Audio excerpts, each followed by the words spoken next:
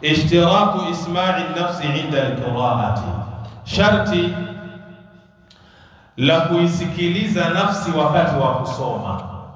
Kuna baadhi ya watu wao wakisoma anahitaji ile sauti yake iinuke kidogo ili afanye nini? Asikie kile anachokisoma.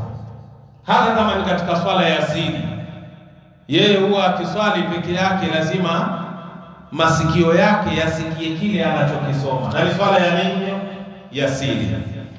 La yushtaratu, wala sio sharti, ayusmi'a nafsahu, yani kuisikilizisha nafsi yake.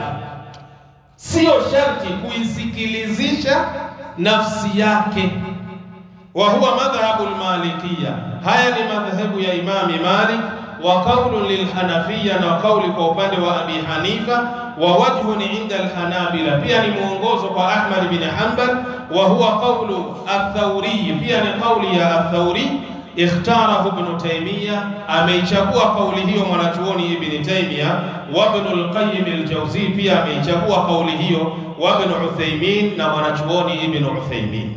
Nenda kwenye kitabu Fathul Bari Ibn Rajab, kitabu nambari 7 ukurasa ni wa 17.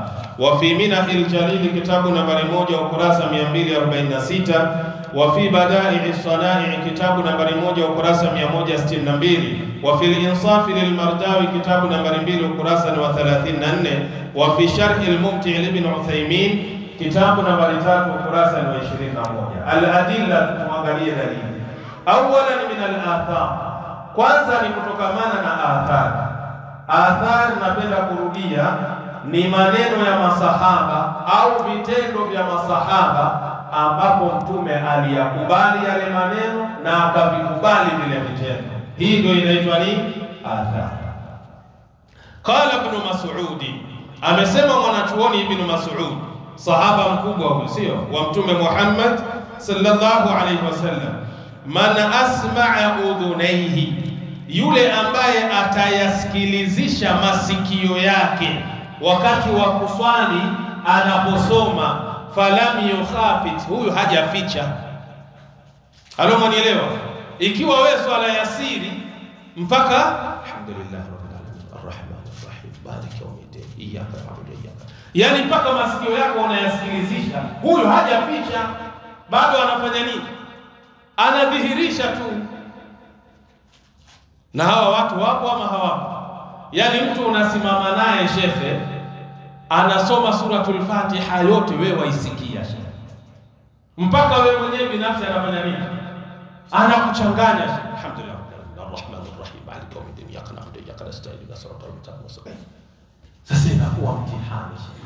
Sasa Ibn Mas'ud anasema huyu ambaye atayasikilizisha masikio yake wakati anasoma, falam yukhafit, hajaficha chochote, huyo hajafanya siri yoyote.